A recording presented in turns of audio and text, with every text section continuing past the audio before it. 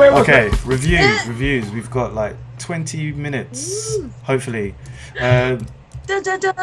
Reviews. Altered Carbon. So, considering you and I are reviewing two of the things. Yeah.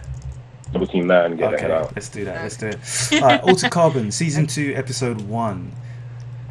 Altered. I am now on episode 5. You're on episode 5. Do you know what? I did partially watch episode 1. My missus was very upset with me because it's not because it was boring. I was just really tired and I didn't complete all of it. So I need to go back and watch it again. It's like, she needs to be forgiving because she binge cheated on you. We didn't forget that, okay? So right, this is how we make a strong relationship. We forgive, okay? But you give a little, you get a little. Yeah. There you it's go. all about give and take. Netflix and chill was all about give and take. Yeah, but the recovery from Netflix and cheat, we're in recovery right now. So it's okay. But so okay, Altered Carbon season 2 episode 1 obviously starts with a bang. Just a quick recap. Basically it's a society where no one really ever dies. You can download your entire consciousness, soul, brain, everything, memories into a pack. It's basically a small mini disc. It slots into the back of your head, and your body is called a sleeve, and you can change sleeves if you want to, if you've got money, depending on your status and blah, blah, blah. Anyway, so story of Takeshi Kovacs. He was a mercenary. He got saved by a black woman. He got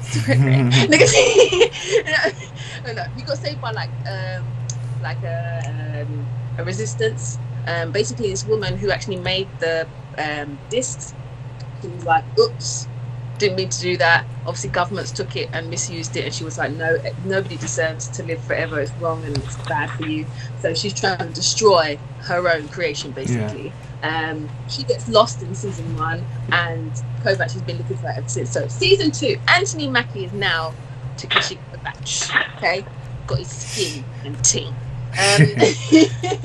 And it starts off, it's like he's chilling, and then obviously someone comes and propositions him and puts him in a new kind of. It's funny because like the new sleeve that is the Anthony Mackie sleeve is like it's super top line.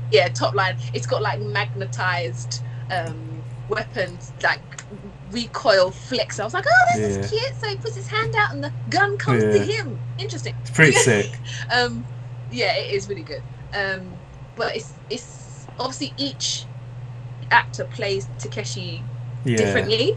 So it's just getting to grips with that. And I think as well, I think Anthony Mackie's got a tiny bit of playing sidekick a little, because I feel like he's like in the beginning episode he was a bit like, am I the lead? Right, you know what I mean? Like how he was, you know what I mean? He just didn't feel like Takeshi yet.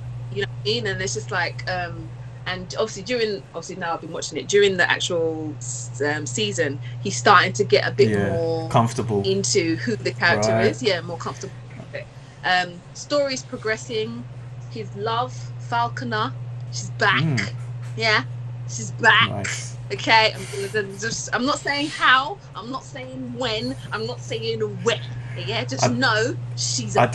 I did like the very first bit when they're in the bar and you find out who Takashi is, because I didn't actually expect that. I thought, I thought he was the actual guy that was looking for himself. I know, right?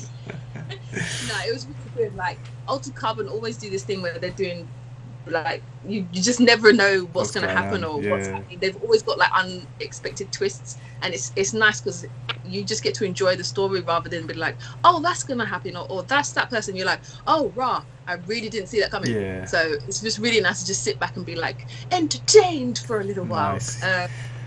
It's progressing really well. I'm excited to see what's going to go happen. Let me just say, black sleeves are just all over the season, and I'm here for everything. Okay, it's 2 female strong sleeves, and then 1 Anthony Mackie sleeve, and then there's another sleeve. It's just all black sleeves, black power everywhere. I'm for it. Okay, Black sleeves matter. Black sleeves matter. Black sleeves matter. Okay? Please, can we have that as well? But no, I think we found. Yeah, I think we found a title for that. But like overall, it's working up to be like a really good season. I know like season 2 sometimes can drop. Yeah. This one has stayed like it's going in the right direction kind of thing. That's good. I just want them to keep pushing it kind of thing. So yeah, Right. And I don't mind that Takeshi, played by obviously Anthony Mackie, is a little bit more emotional than he usually is. Right. I don't mind it because it's like him and his AI as well. Yeah, the AI is very funny as well. The AI is brilliant. Yeah. But yeah, it's nice to see the toll it's taken him to look for the love of his life. Right, You know what I mean? yeah. So it's really good. So I'm gonna give it a 4.9.999 because obviously I haven't finished the season yet, but it's going really well and I like it. But I love Altered Carbon. Yeah. Watch it. It's on Netflix right now. Next to JoJo Bizarre and all of the anime from the studio that made Princess Mononoke? Slight digress. Slight digress. I know I'm late. But JoJo's like as in late in the world in the realm of anime. JoJo's Bizarre Adventure is on Netflix, and I've been watching it every night. And that Dio Brando is a straight prick. Hey, anyway. Alright. But yeah. Cool. Real quick. I never watched it. How many episodes? How many episodes of Altered Carbon are there, like per season? I think it's I 10. think there's 10. Yeah, Yeah. I think they're 10. So it's a nice little chunk. I think I might jump. You know when you're just jump like, I back don't want to into watch season them all one. because I'm like, this might take another 5 years to. Like I'm just like, please let them be working on season 3 already. Yeah. Please let me go. Hopefully. So, but yeah, but it's 10. If you get a I chance think I'll to jump back. watch it, Cool. watch JoJo Bizarre as well, but watch Old Carbon. Watch it. Alright. Fantastic Four / X-Men issue 2. Woo. Oh my days! Is that good? Is he turning into Hulk? What's happening? Okay, let me just. You know what? Oh, yeah, this comic book is just straight sick. it's really good. Good? Richard, you stop. Yeah. I've watched it. I've read it. Yeah. I like the beginning basically where we got a hologram of Scott Cyclops for the uninitiated. He's part of the X-Men. So he's his hologram. They're doing this whole Princess Leia thing where he's in the living room in the hologram. I'm talking to all the Fantastic Four. Yeah. And you know what? I love dialogue. I really love great dialogue. So they're just talking about how just basically what happened. You know, Franklin has run off. We don't know where he is. And the Fantastic Four and Cyclops are talking about it. And Cyclops is like, yeah, we want to help you find him. And then he says something stupid. What was it he said? He said, here we go. I'm going to read this to you, okay? Okay.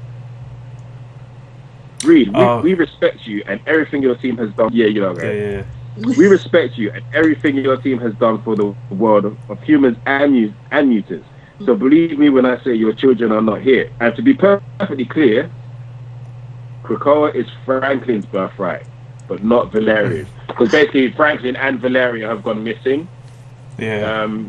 Franklin Richards is an Omega level mutant. He's probably like the most powerful mutant on Earth. Is. And Valeria doesn't have any.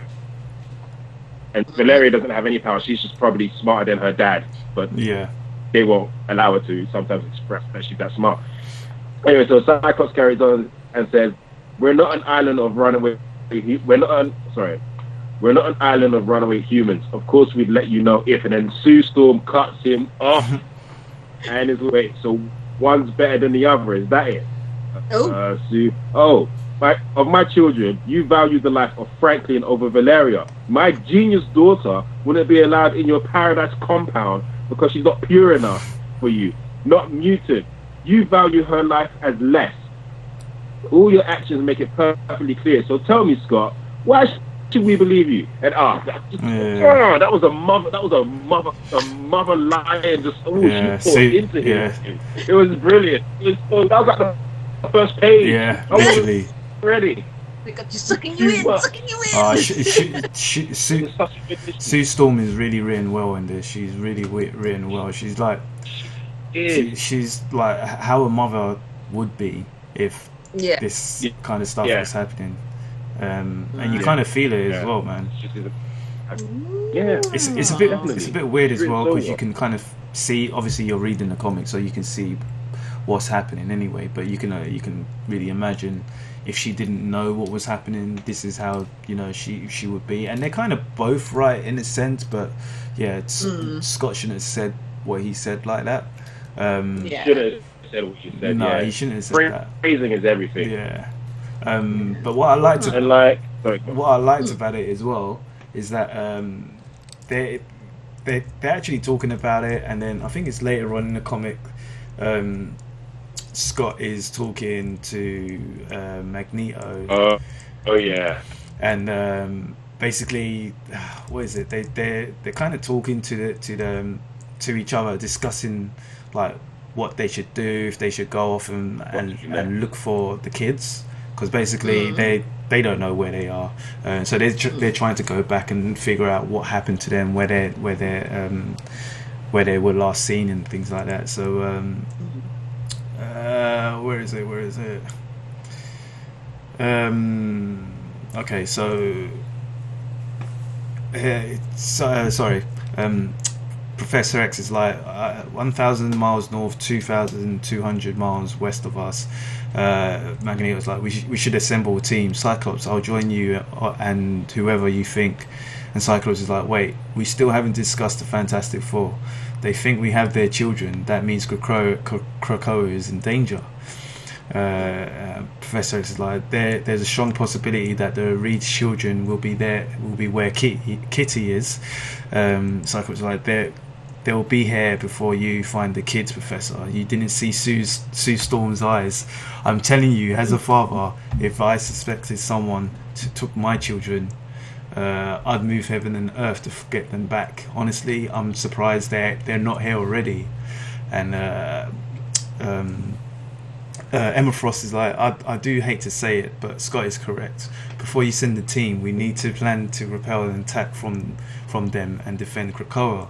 We're a nation, Magneto. We're a nation of mutants. This island is the most powerful place on the planet, and we do not need a plan for a man who throws fire or a rock-studded brute.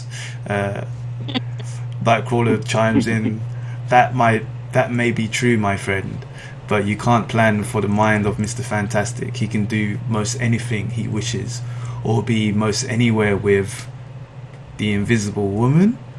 And then everyone looks at each other, and then Magneto disables a metal chair and just kind of throws all the particles around, and then you could just basically throws it. Yeah, you could just basically see the silhouette of the Fantastic Four surrounding them. Yeah. They were listening to the whole conversation. Yeah. They were there the whole time, man. And it was just brilliant. And just so you guys know, so they end up fighting on Krakoa, but meanwhile, Doom has Kitty and Valeria and Franklin Richards on one of his offshore islands, and he's basically saying, because he's got a good relationship. Well, Valeria trusts him. She calls him Uncle Doom, and he basically and Dr. Doom basically offers Franklin, what was it? Help. Basically his powers have been nullified. Yeah. Every time his powers have been nullified. Every time he uses his powers, it gets weaker and weaker.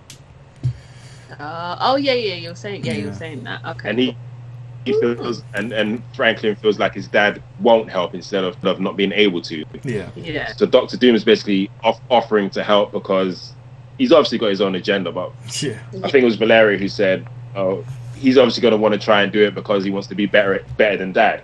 So it was, bless you, it was just a really, really dope issue, and I need to go to the ending. Oh yeah. The ending was insane. Like Doctor Doom, oh, man, He's a beast, man. Okay. I'm gonna read. Basically Doctor Doom has somehow merged his Doombot technology, I assume, with Sentinels. So now he has Sentinel Doombots, and it was just like, I can't wait to see what happens with that. Unky Doom. You can't just because it's like nice for you 5 minutes. Yep.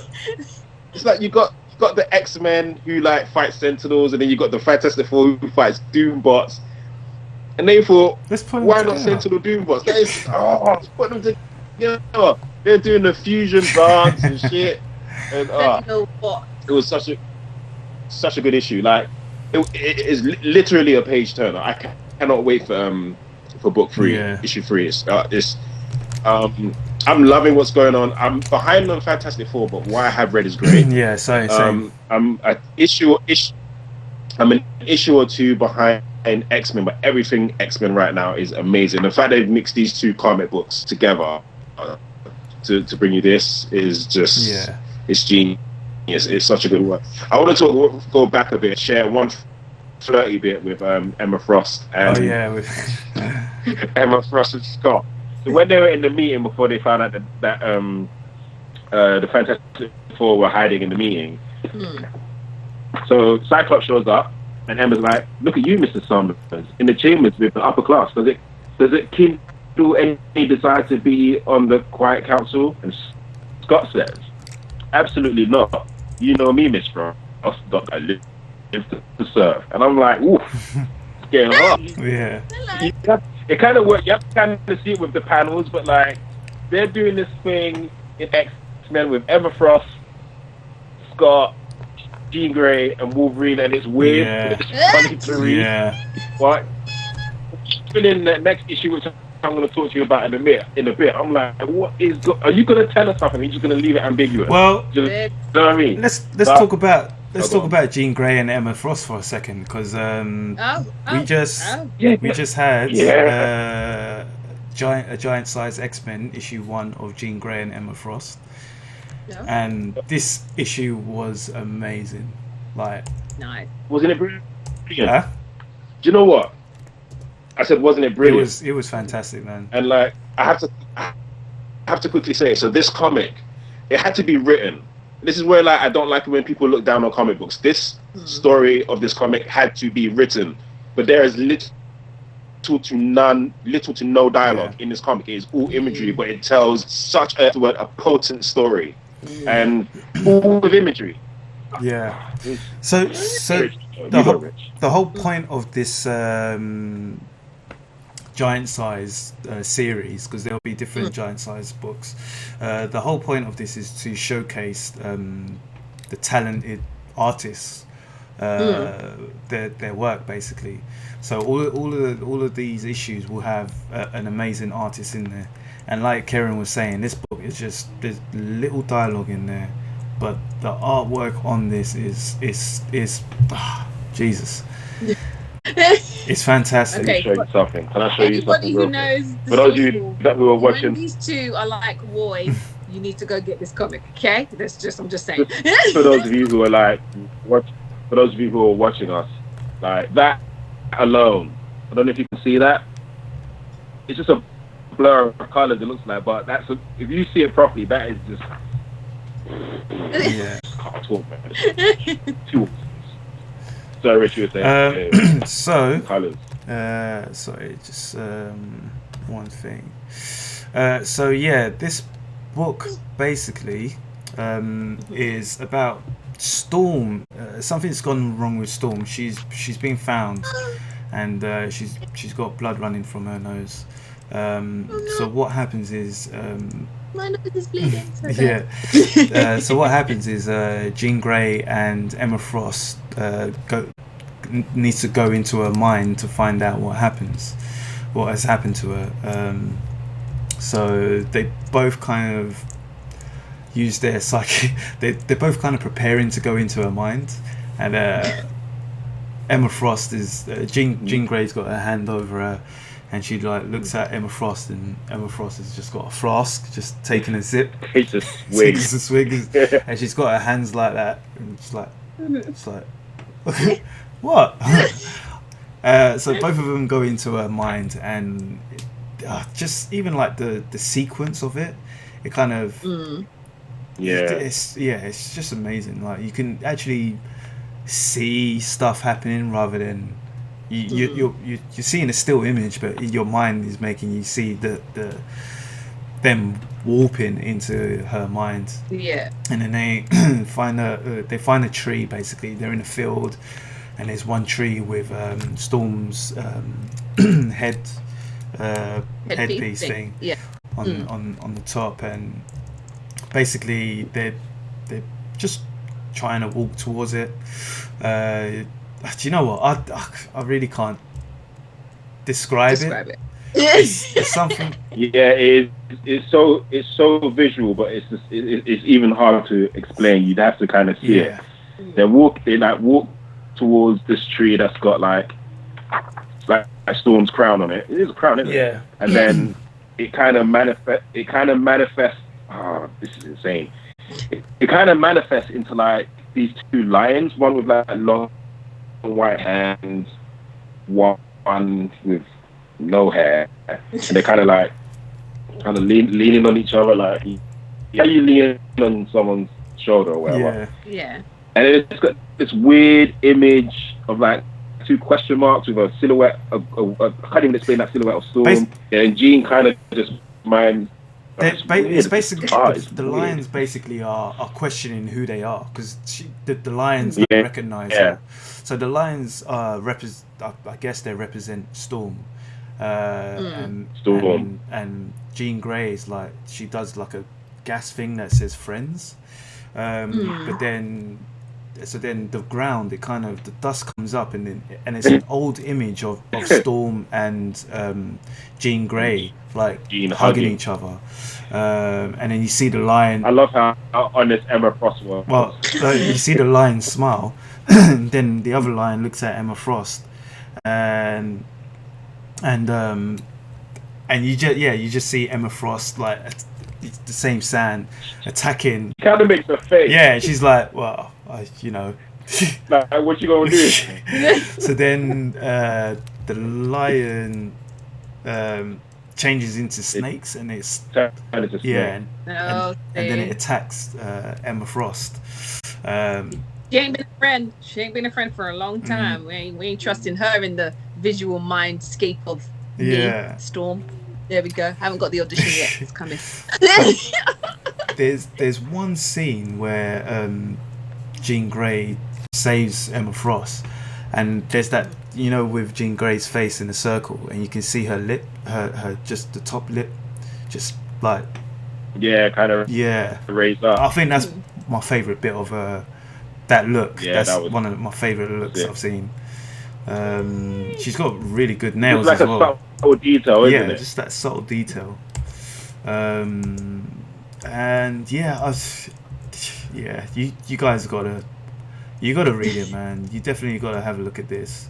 Slight digress, because I remember when I used to watch the 90s X-Men cartoon, and I remember I didn't actually like Jean Grey. I used to be a boy. I was a boy, whatever. Mm-hmm. And she just came across as weak. Yeah. Not really. I didn't realize how powerful Jean Grey was. She came across as weak. She uses the powers, and then she beats her. And I'm like, well, what am I watching you for? What are you doing there? Just move.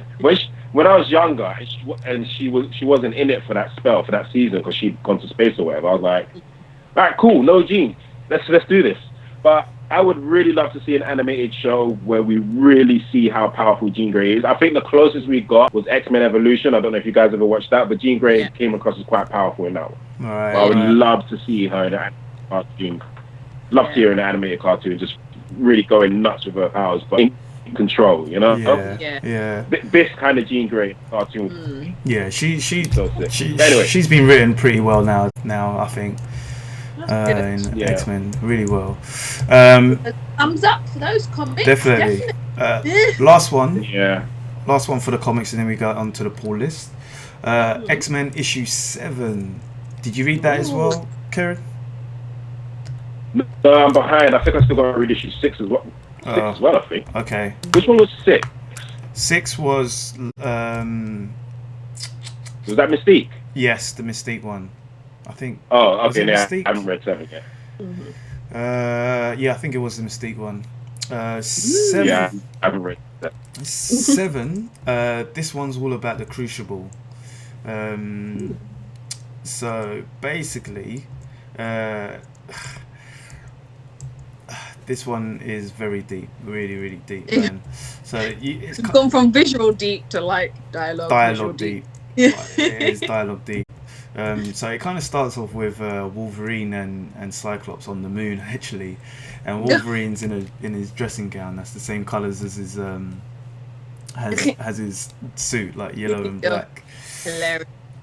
And basically they're having a discussion, and they're like Cyclops is like, it's all he says, couldn't sleep, never do, it's all that hair, too hot for covers, and it's too cold without them. Wolverine's like, can we just sit here like men, drink our coffee and enjoy a quiet moment for once?